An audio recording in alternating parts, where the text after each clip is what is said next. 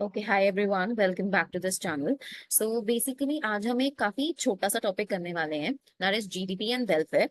And this has been taken from your class 12th NCERT macro economics. अब GDP and welfare का आपस में क्या रिलेशन है? तो ये क्वेश्चन है जो काफी वाइटल रहता है, एज इन कि ये क्वेश्चन इस तरीके से आ सकता है कि is GDP a good measure of the welfare in an economy? चाहे ये आपका प्रीलिम्स हो, चाहे ये आपका मेंस हो, ये क्वेश्चन हमेशा काफी इंपॉर्टेंट रहा है। राइट, सो अब देखते हैं कि क्या सारी चीजें हैं। So the first point that we have here is कि डिस्ट्रीब्यूशन ऑफ जीडीपी कितना यूनिफॉर्म है। जैसे से फॉर एग्जांपल हमने कहा कि एक इकोनॉमी में जितनी भी गुड्स एंड सर्विसेज प्रोड्यूस हुई, जब हमने उसका सम टोटल करा तो हमारा क्या बना? जीडीपी बनी। बट जब हम जीडीपी की बात कर रहे हैं, जीडीपी में क्या होता है कि whenever we are talking about GDP, right, तो यहाँ पर अगर हम देखें कि जैसे सपोज दो 2000 का ईयर है, जिसमें हर एक इंडिविजुअल जो है, मतलब एक इमेजिनरी कंट्री है जहां पर 100 इंडिविजुअल्स हैं और एक इंडिविजुअल 10 रुपीज कमा रहा है, राइट। सो ये 2000 की बात है, राइट। तो यहाँ पर एक इंसान 10 रुपए कमा रहा है और 100 लोग हैं, सो दैट मीन्स कितना हो गया? इकोनॉमी की जो जीडीपी है वो 1000 रुपीज हो गई, है ना। अब क्या हुआ? Now let us assume another thing कि 2001 में क्या हुआ। लेट्स सपोज कि जो सेम कंट्री है उसमें 90 इंडिविजुअल्स जो है वो 9 रुपीज कमा रहे हैं, ठीक है। अब 2001 की बात करते हैं कि आपके जो 9 इंडिविजुअल्स हैं वो 90 रुपीज कमा रहे हैं, राइट। सो और आपके जो 90 इंडिविजुअल्स हैं वो 9 रुपीज कमा रहे हैं। You can do it otherwise, commutative property है कि आप किसी को भी पहले रखो बाद में रखो, one of the same thing, right. अब उसके बाद है, और जो बाकी 10 लोग हैं वो 20 रुपीज कमा रहे हैं, राइट। तो अभी है तो 100 लोग ही, बट जो बाकी के 10 लोग हैं आपके, वो कितने? 20 रुपीज कमा रहे हैं। सो लेट अस सी कितना बनता है। सो 9 into 9 इज इतना, प्लस दैल बी 200, राइट। सो 0 1 1 0 1 0 रुपीज, तो यहाँ पे जीडीपी इतनी हो गई, राइट।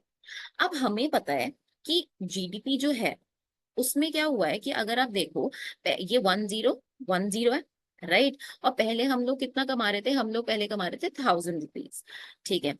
एक चीज है, आप देखो कि जीडीपी जो है उसमें तो ग्रोथ हुई है, बट व्हाट हैज हैपेंड कि जो मेजोरिटी ऑफ लोग 10 रुपए कमा रहे थे, मतलब आपके 100 लोग थे और हर एक इंडिविजुअल मतलब वहां पर 10 रुपए कमा रहा था, राइट।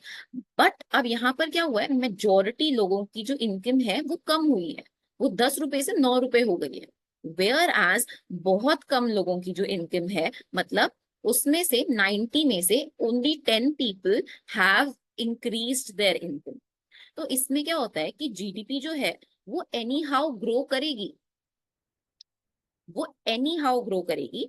बट इसका क्या एक चीज है, अगर हम ये देख सकते हैं, जैसे if you might have seen that movie Shivaji the boss, तो उसमें क्या है कि the poorer gets poorer and the richer gets richer. तो अगर रिच लोगों की इनकम बढ़ती चले जाएगी एंड अगर पुअर लोगों की इनकम कम भी हो रही है, उसमें भी आपकी जो ग्रोथ इन दी इकोनॉमी, मतलब ग्रोथ इन दी जीडीपी है, वो बढ़ने वाली है। तो GDP is not a good indicator of welfare of people, right. कि जीडीपी यानी हाउ बढ़ रही है, चाहे अमीर लोगों की जो इनकम है वो बढ़ रही है, अमीर लोग कम है, बट जिस अमाउंट से वो इंक्रीज हो रही है उससे जीडीपी में इंक्रीज हुआ है, and that is why it is not a good indicator of welfare. So first point यहाँ पे प्रूव होता है कि डिस्ट्रीब्यूशन जो है जीडीपी का वो यूनिफॉर्म नहीं है। जो अमीर लोग हैं, they are getting much more returns than the people who are middle class or the people who lie in the lower section of the society, right। Next हम करते हैं, तो नेक्स्ट वाला पॉइंट बहुत ऑब्वियस है कि जब हम जीडीपी की बात करते हैं तो जीडीपी में we are not including the people who are working at home. Like say for example हम हाउस वाइफ्स की बात करते हैं कि हाउस वाइफ्स क्या है? They are providing their labour. मतलब अगर आप देखो, so being a house wife, I think कि मतलब if somebody is a house wife, their contribution to the economy, to the household has been considered very minimal। क्यों? क्योंकि देखो, मतलब बहुत बारी you might have heard that tone कि यार तुम करती क्या हो, तुम घर पे ही तो बैठी हो, right. But there is a lot of work that is done at home, the washing of clothes, the washing of dishes, cleaning of house, dusting of house, maintaining of bed sheets, things like that, right। But उसको हम economic contributions में include करते ही नहीं है।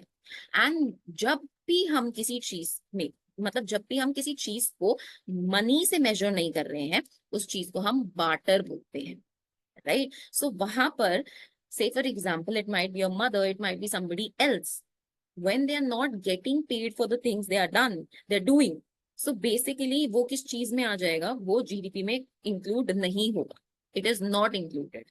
So एक major chunk जो है, that is not getting included in GDP, and that is why it is not a good or a fair deal on the part of GDP, right?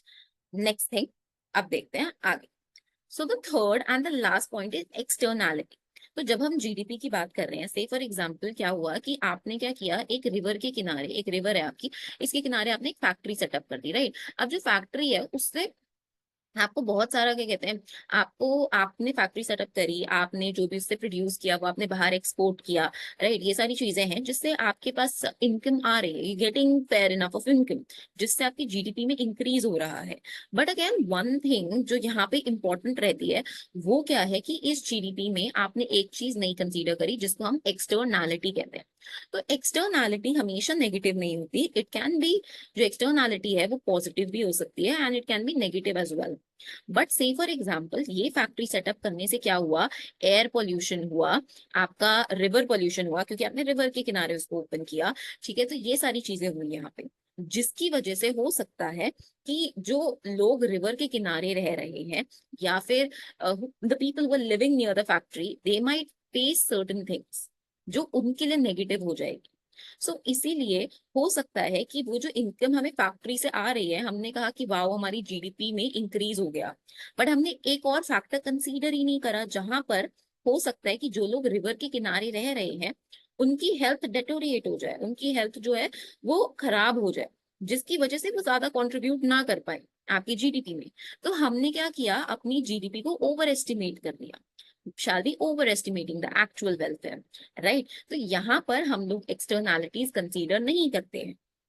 So economists are actually working in this sphere to look into things, and that is why इन तीन reasons की वजह से जो है हमारी GDP, it is not a good indicator of the welfare of the people. So let's revise once again why it is not a good indicator.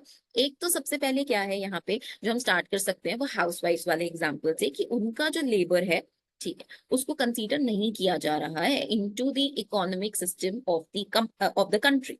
Second thing is, हमने externalities include नहीं करी, कि हमने एक फैक्ट्री सेटअप करी, उसकी वजह से दूसरे लोगों को जो प्रॉब्लम्स हुई वो हमने कंसीडर ही नहीं करी. And the third thing that we have out here is कि हमने क्या किया, वो जो है वो लोगों में बहुत अच्छी तरीके से डिस्ट्रीब्यूटेड नहीं. Some people are earning a lot, whereas some people are not earning. किसी किसी की इनकम इनफैक्ट कम भी हो गई. So these are the basic things जिसकी वजह से it is not a good indicator. So that is it. That is up from my side. If you have any doubts, you can just refer to me over the comment section. Thank you so much. I hope you like the video. Bye bye.